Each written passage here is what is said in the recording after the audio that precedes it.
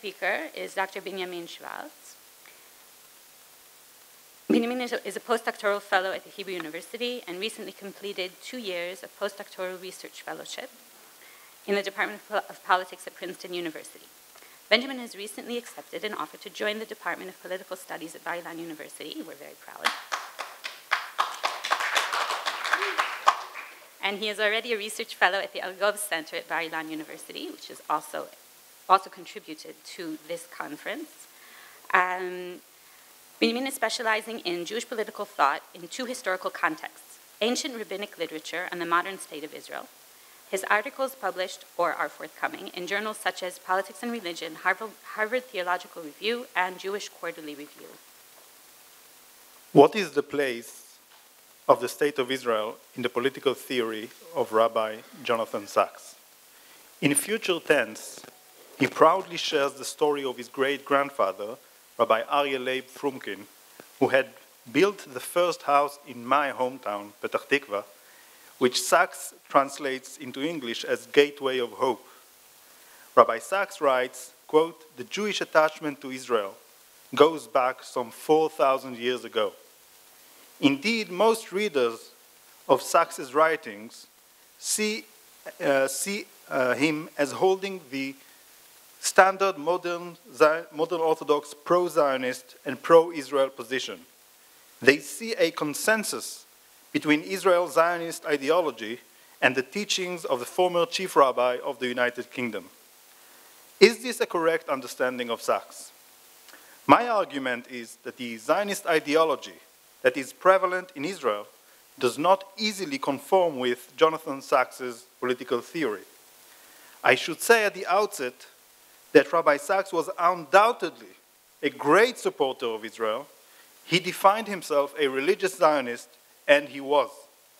Nevertheless, I argue that the underlying logic of the State of Israel is missing from one important piece of his political theory. Sometimes it seems as though it is even rejected. In my presentation, I will focus mainly on one book entitled The Home We Build Together, Recreating Society, which is probably his main work of political theory, published in 2007.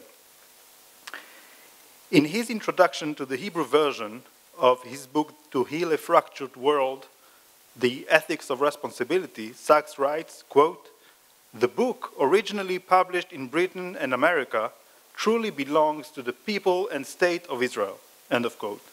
The reason is simple, he says. Judaism is not just a religion. Judaism is concerned with constructing a society.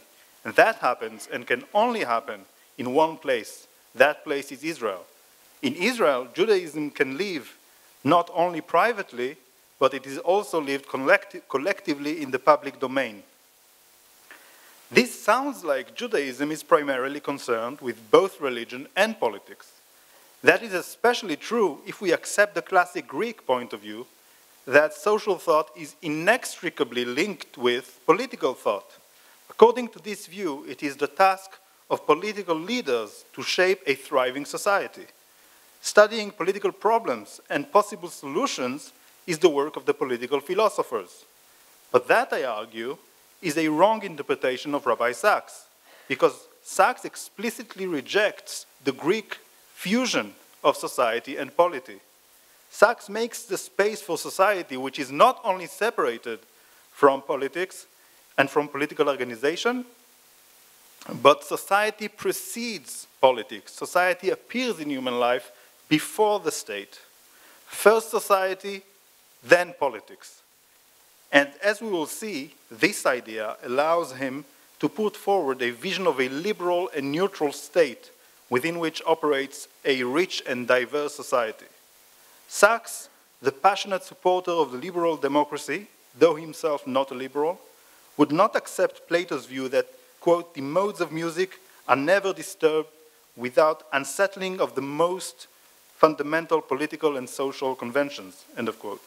For Sacks, music, literature, fashion, religion, ethnicities, they are all social dynamic phenomena.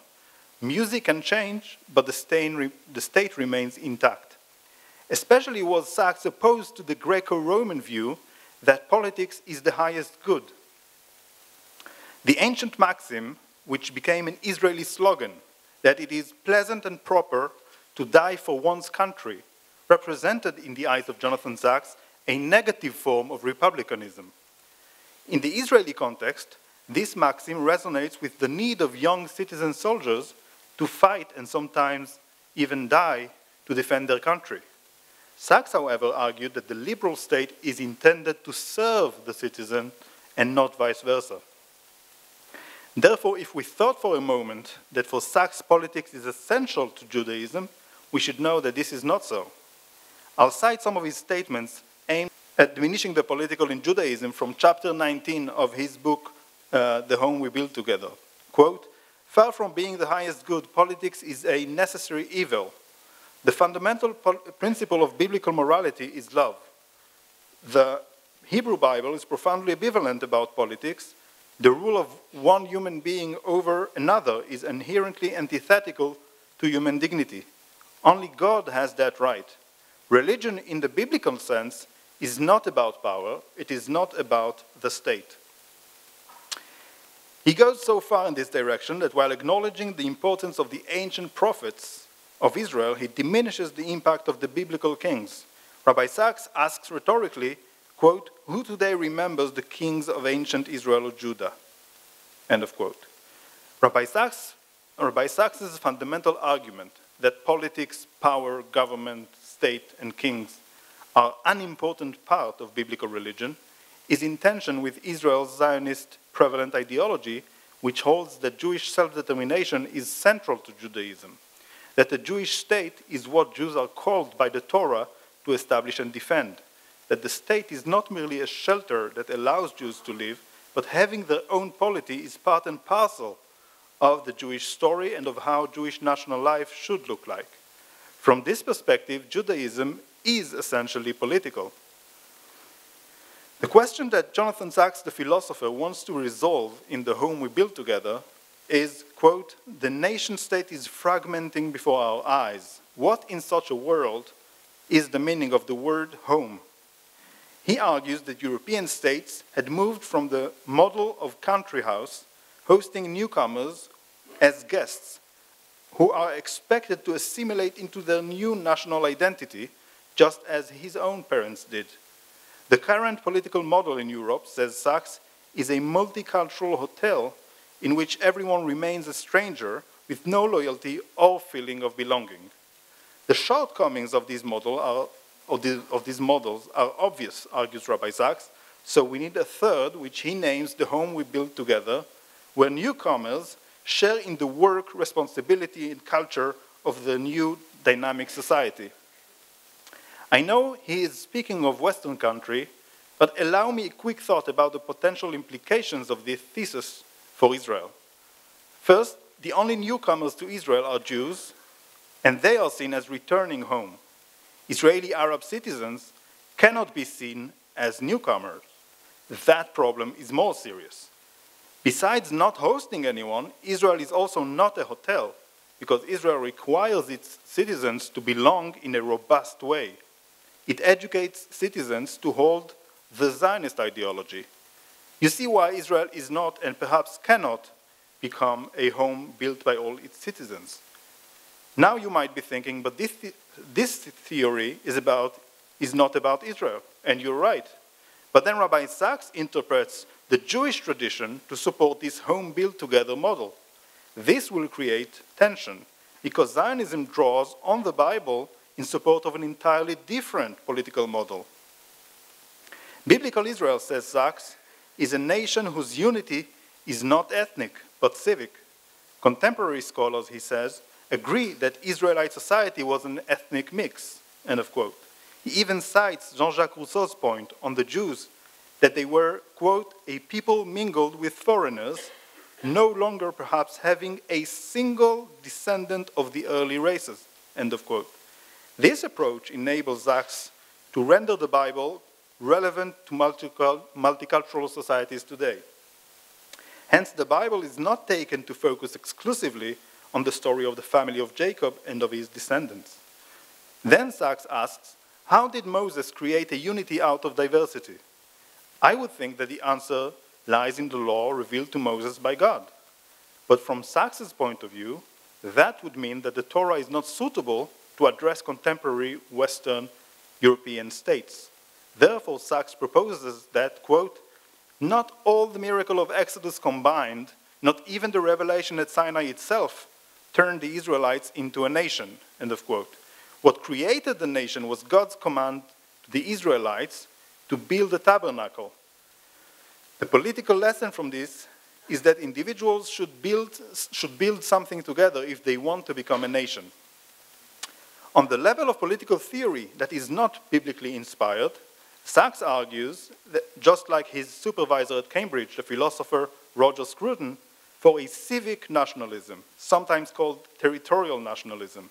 They both argued for this form of nationalism rather than religiously or ethnically based nationalisms. What is the kind of the nationalism that they promote? Scruton writes, democracies need a national rather than religious or an ethnic we. The nation state, as we now conceive it, is the byproduct of human neighborliness shaped by an invisible hand from the countless agreements between people who speak the same language and live side by side. End of quote. Scruton speaks of a nationalism that is not religious, not ethnic, which is not the result of being neighbors. Which is the result of being neighbors. It is based on territory, it is shaped spontaneously, and it is based on language. Sachs presents a similar view in The Home We Build Together, when he writes, for example, that, quote, the nation is where I live. It is the landscape that I inhabit, the language I speak, the culture that surrounds me, and the society of which I am part, end of quote. In Israel, however, nationalism is understood differently. First, the question who is part of the Jewish nation is defined by religious law. Second, Jews are seen as an ethnic group which requires a demanding conversion for those wishing to join. Third, in Israel, Jews are seen as a nation prior to being neighbors. Fourth, they are a nation because they are at least seen to be descendants of Jacob. Fifth, the nation was created by the intention of God, if you accept the biblical story as it is, or by leaders such as Abraham or Moses, in any case, not by an invisible hand. Language is only one element of the rich Jewish culture. Seventh, while non-Jewish citizens live in the land of Israel and they are neighbors, they are not part of the Jewish nation. And eighth, by contrast, non-Israeli Jews are seen as part of the family and as part of the nation. Whereas I do not expect Scruton to take Israel into account, I am surprised that a great religious Zionist thinker and leader like Rabbi Sachs does not add to his political philosophy book, The Home We Build Together, a word about the distinct Jewish nationalism that sustains Israel. I would like to conclude by proposing that Rabbi Sachs indeed had a vision for Israel, one that is different from what the modern state of Israel is and from what it has been since its inception. And the different points that I laid before you today are an essential part of the fundamental change that Jonathan Sachs would want to see in this land of Israel, which was so precious to him. Such a vision would perhaps include the following points. First, Israel should be a thinner state with a more robust and diverse society. Second, it should minimize the link between religion and state. Third, improve the status of Palestinians in Judea and Samaria and of Israeli Arabs. Fourth, the state of Israel should serve its citizens and not vice versa. And fifth, he would certainly want to see more civility and tact in Israeli culture. I do not know if all this is achievable, but that might be the direction Sachs would want to see. The synthesis between Rabbi Sachs's political theory for Britain and his vision for Israel is well expressed in his statement in future tense that Israel, quote, can create a new civic Judaism, one that embraces religious and secular, Jew and Palestinian alike. The challenge for a new religious Zionism is to build a society worthy of being a home to the divine presence by honoring the divine image in all its citizens. Thank you.